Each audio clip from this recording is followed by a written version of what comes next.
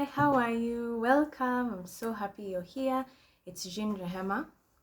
So I have a question. So if your friend or your neighbor called you to clean their home and yours is uncleaned, how many of you would go do it? Just put definitely or absolutely not in the comments. Like, do you think you would 100% leave your uncleaned home and go clean their house? So a lot of us would. And an example of this is, have you ever found yourself going to tidy someone's bedroom when yours is a mess? Or you're tidying up the living room and your bedroom looks like there was a hurricane in there? How many of you have done that? I know I have. So basically, we tend to do that a lot in life. And this is because we tend to pick responsibility and take up the responsibility for things we do not own. There's a difference of responsibility and ownership. And a lot of the times we get those two things confused, where you pick up responsibility for something you do not own. And an example of this could be a physical responsibility or an emotional responsibility. And what it does, you become heavy laden. You have so many things you're over here carrying. You start becoming weighed down by responsibilities, voices, isolation, and it's kind of a slow fade into this. So let's just have an example. So someone tells you like, oh, hi Michael, or hi Doris. Hi Doris or Michael if you're there. Oh dear. So someone tells you like, oh, so when you corrected me, I didn't really appreciate that because you should be more understanding. And you make me feel judged, and it's really mean. You should be more accommodating of people's mistakes. If someone crossed a line, or you can see someone is going the wrong way, you correct them. Now, if you start taking responsibility of how they feel about that correction, you're picking responsibility for something you do not own. It's not your responsibility to worry about how somebody misunderstood or was hurt by the truth. And that might sound mean, but that's the truth. If I tell you like, you've been watching TV a lot and you need to put in more work, and then you tell me like, oh, that's so mean, you should just let me live my best life resting, I can't trust you anymore, you're absolutely judgmental. Like, what I said and what you took it for are two different things. And if I start taking responsibility for how you felt, and I carry that onto myself, it becomes a problem. If someone dropped something physically, now there's something they were supposed to do, they completely dropped it, and you ended up picking it, and then you're stressed. And most of the time it's everything from offense to responsibilities, physical responsibility, emotional responsibility. Just because someone dishes something out does not mean you have to eat it. If I drop an offense to you, you don't have to pick it up. You can choose to not pick up that offense. And what happens is we start by picking up the little things.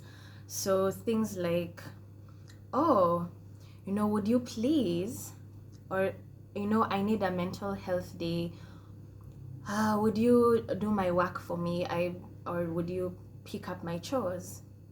And you're going to be like, oh, you need a mental health day? Sure, I could add that onto my schedule. I'll absolutely pick up your laundry and, do all the housework you are to do. That's fine. It's tiny. It's a tiny, cute. It's tiny. It's fine. I'm helping out. I'm being nice, right? And somebody else comes, and your co-leader or your partner ends up dropping responsibility. You are to work on a project together and they completely bail, and you don't want to fail, so you end up doing their job and yours and your other person who said, oh, I didn't have time to do that, you pick that up as well. And somebody comes and tells you how you're mean and judgmental and you should learn, to just let people stay the way they were. How could you speak to me that way? And you're like, oh yeah, how can I communicate? Oh, how could I communicate better so that I don't hurt people's feelings, And so many people complained about how I express myself. Maybe I just shouldn't express myself as much anymore. I'll just kind of not. And somebody else comes and they tell you to do something else and you're like, oh, sure, I can absolutely do that. And someone insults you and you pick up that offense and you're like, I'm so mad at them. So mad, right? How could they do that? And then you have your friends' voices in your ears telling you, you see, people take advantage of you. You see? How can you have such friends? They've never done anything for you. And now you're mad at your friends too. Like, yeah, they are terrible friends. Terrible. Absolutely terrible. And someone tells you to lead the small group for the 10th time because they don't feel like doing it. And yeah, sure. I'm going to lead the small group. No problem. There's absolutely no problem with that. I've got it. And you also have your own project. And you're trying to move around life like this, and you wonder why. You wonder why you're overwhelmed and heavy laden.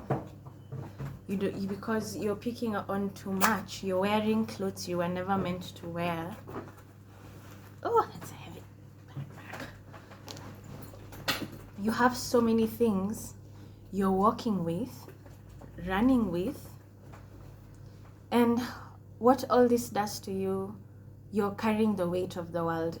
I'm sure you've ever carried like a shopping bag and it feels fine the first 10 seconds. You're like, yo, I can do this. And then 500 meters later, you want to throw out some of the shopping because it's like it gains 2 kilos every 2 minutes. Have you ever experienced that? And that's how things are.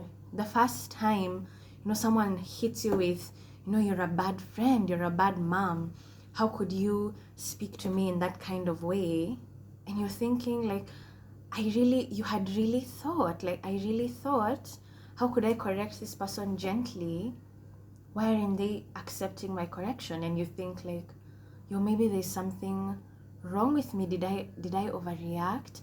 Am I overreacting? And what does that do? It starts to kill your confidence.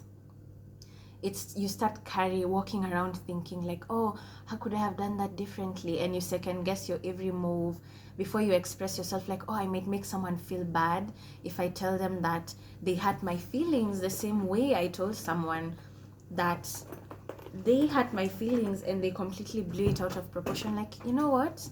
I can live with this. I need to be more understanding. It's fine.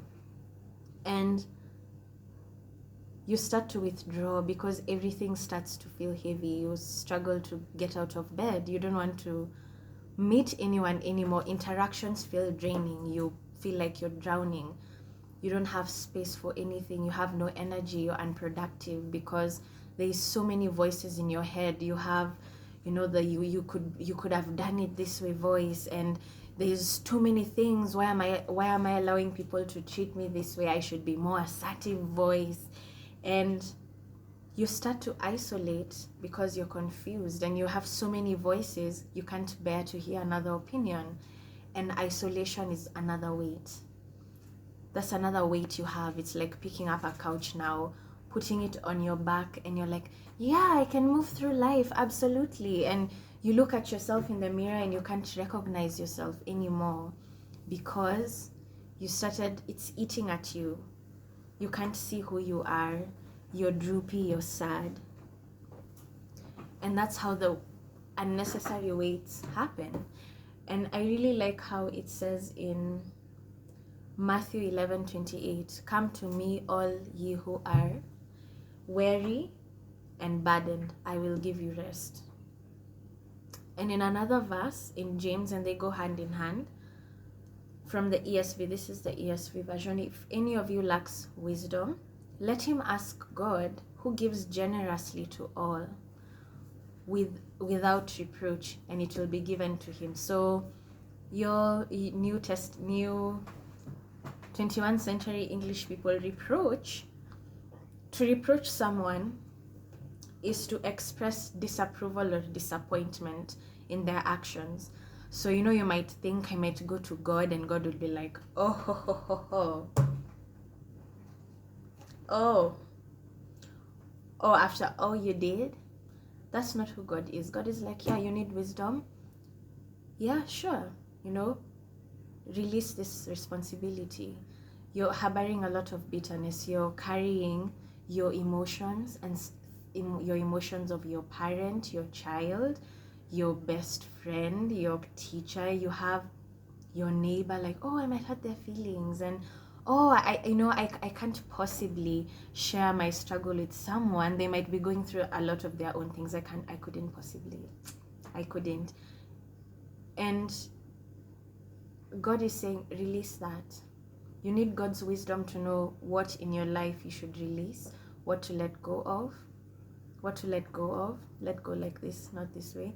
You need to know what to let go of, what to welcome, what do you have ownership over, and what do you feel responsibility over. So responsibility for this week, this month, just go and write down, have your prayer time, and know, this is what I own, and this is what I feel responsible for that I do not own. So whether you feel responsible for people's feelings, their well-being, like, oh, I must make that person happy, and you're literally stretching yourself out so thin. You're picking up offenses you have no business speaking. Don't pick it up. Someone is trying to offend you, don't pick it up. So have your prayer time, get to know what you own, what you feel responsible over, and what you need to let go. You see how I dropped those things so fast? Drop them that fast. It's not easy. Some things you actually own are going to fall off in the process, and then you'll realize, like, oh, I actually own this. This is mine. So go do it. Don't be scared of messing up. I mean, this is life. Give yourself chances to, make allowance for your fault. Give yourself a chance to, go this way, and you're like, oh yeah, I found my lighting. Like, there it is. Give yourself a chance. And yeah, I'd love to hear from you. You can check me on the website, jeannerehema.com, or Instagram. You can DM me, or even the comments. But that one I might see it like later. So those are the fastest thing. Drop your prayer requests there on my website. Any questions you might want us to discuss in the future, any topics, please drop them. That is your place. That is like your dirty clothes bin. Put them all in there. I'll get to them. I'm praying for you. God loves you, and never ever forget that. Bye.